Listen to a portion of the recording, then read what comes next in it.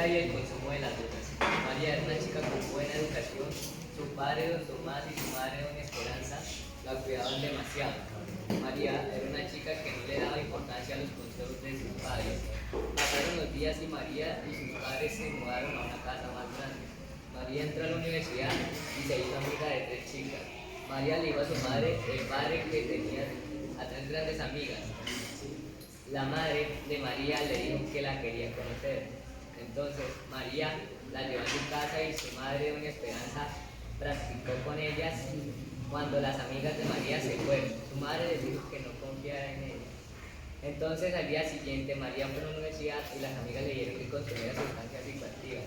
Entonces María aceptó consumir sustancias psicoactivas. Doña Esperanza veía que María tenía una forma muy rara y doña Esperanza se puso a investigar hasta que el otro día la llamaron a doña Esperanza y a don Tomás diciendo que su hija estaba en el hospital. Los padres de María llegaron al hospital y el médico les dijo que ella estaba sobredosis por consumir sustancias psicoactivas. María despertó y no le dio importancia a eso y siguió consumiendo hasta que María dejó de respirar y murió. ¿Crees que las sustancias psicoactivas son buenas para la salud de todos? Bueno, las fábricas de cuadernos y sus problemas con el medio ambiente. Camila es una empresaria, su empresa es de cuadernos y resulta que para fabricar 50 cuadernos se deben talar 2 árboles por los cuales no vienen siendo reemplazados. Cada día su empresa fabrica y transporta 1000 cuadernos, lo que quiere decir que se están talando alrededor de 500 árboles durante esos días. Sabemos que los árboles no son reemplazados para que vuelvan a crecer. Por lo tanto, no estamos viendo afectados directamente por su ambiente. Sabemos que los árboles son los que nos proporcionan el oxígeno, purificando el H2O que emitimos y emite la alta contaminación dada a nivel mundial. Los productores de agua y fortalecen nuestro medio ambiente, librándonos de los rayos agresivos del sol que cada vez son más fuertes y atentan contra la vida, generando enfermedades como el cáncer de piel, entre otros. También sabemos que aunque no lo sepamos y no lo estemos viendo a diario, sentimos y sufrimos los cambios climáticos que conllevan la tala excesiva de la flora de nuestro planeta.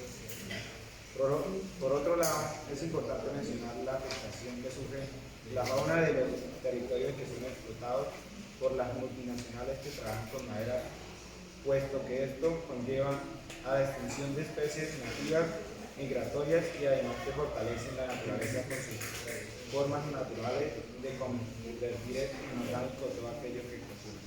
Es por esta y por muchas más razones que debemos luchar por la conservación de nuestro medio ambiente, proteger nuestros árboles y nuestra selva amazónica. ¿Cómo nos afecta la tala de árboles a los humanos? Como se describe en el oficio antes redactado,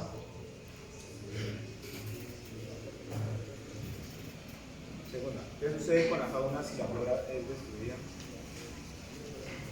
Dirías que no sabe. En una familia conformada por 4 personas, el esposo, la esposa y sus 2 hijos, Oscar era el esposo, Álvaro la esposa, María y Carlos sus 2 hijos. Su padre, don Oscar, tenía un trabajo duro, llegaba cansado y por veces llegaba estresado. Era duro su trabajo, era de largo tiempo. Cuando llegaba, quería que su familia lo atendiera bien, pero su familia también tenía que hacer por hacer, y cuando su familia no lo atendían solía enojarse y eso empeoraba las cosas. Don Oscar solía empezar a desquitarse con su mujer, golpeándole mucho hasta el punto en el que sus heridas sangraban y luego con sus hijos, el cual pasaba por la misma situación. María solía sanar las heridas de su madre y hermana. Ella le decía a su madre que se fueran de allí porque no le gustaba verse en esa situación. Su tía los apoyaba en esa situación. Ella ponía su casa para que ellos vivieran allí, pero Alba no quería porque no tenía los recursos para sobrevivir. El tiempo pasa y la situación no cambia. Sigue igual e incluso peor. El hombre solía llegar a altas horas de la noche. Solamente llegaba a dormir y luego a trabajar. No aportaba los gastos de la casa. Ya era mucho más violento que antes. Sus hijos aún seguían insistiendo de que lo dejara y se fueran con su tío, Pero Alba no caía en razón, su hermana también insistía en que se fueran donde ella, porque a ella no le gusta verlos en esa situación. La gota que derramó el vaso fue cuando Oscar llegó insultando a Alba e incluso borracho se dirigió donde estaba su familia, comiendo, y su esposo empezó a golpear muy fuertes a su esposa. Sus hijos intentaban impedirlo, pero él era aún más fuerte que los empujos y cayeron al suelo. Su padre aún seguía golpeando a su esposa, que de los golpes tan fuertes la dejó inconsciente. Él, después de ver lo que había hecho, se asustó y salió corriendo. Sus hijos se preocuparon mucho, que no sabían qué hacer, y lo único que se les ocurrió fue llamar a su tía. Luego de unos minutos llegó la ambulancia y se la llevaron. Luego de todo lo que pasó, por fin, Alba entró en razón que tenía que salir de allí, porque si no la situación seguía igual.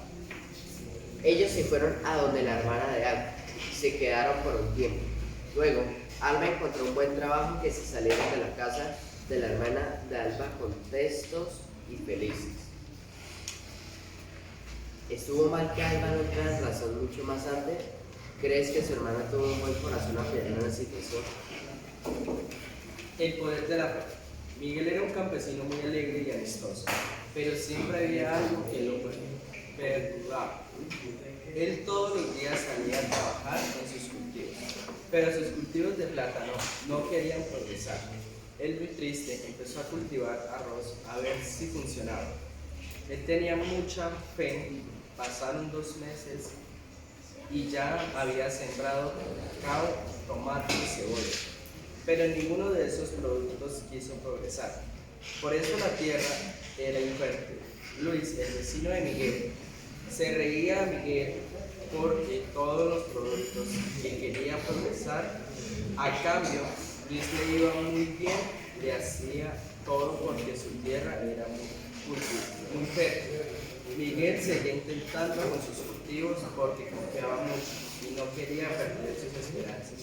Miguel seguía muy angustiado y Luis solamente lleno de envidia por sus cultivos. Seguían progresando cada día más. Pasaron los días y los meses y Miguel estaba súper contento.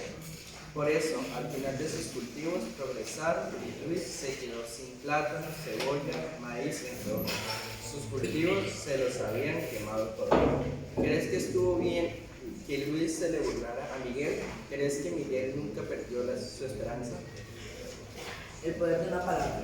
Martín fue un chico desde muy pequeño que fue discriminado por su orientación sexual. Cuando Martín tenía la corta edad de 5 años, sus padres y sus amigos decían que no se comportaba como un verdadero hombre. Muchas veces en el colegio fue golpeado, maltratado, llamándolo niño, que era muy confuso, ya que era muy pequeño. Él creció recibiendo este trato, muchas veces quizás hablarlo con sus padres, pero para él fue imposible por hecho de que sus padres eran homofóbicos. Muchas veces quiso rendirse, pensando que hizo mal al recibir este odio. Imaginaba que tenía la vida de sus sueños, viviendo en paz, siendo aceptado por la sociedad. Martín lloraba mucho por esto, pero hacía en el silencio, y por las noches lloraba hasta quedarse rendido del sueño. Solo tenía un gran apoyo por la parte de sus mejores amigos, y eran las pocas cosas que aún mantenía con vida. Una noche discutió horriblemente con sus padres debido a que alguien les dijo que su hijo era homosexual. Sus padres lo rechazaron rotundamente y en medio del llanto no resiste más. Martín esa misma noche desapareció y iniciaron una búsqueda con sus padres. Arrepentidos lo buscan por los días hasta que lamentablemente lo encontraron muerto. Pues lo que él no resistió fue más haber decidido terminar con su vida. ¿Qué pudieron hacer para evitar que esto sucediera?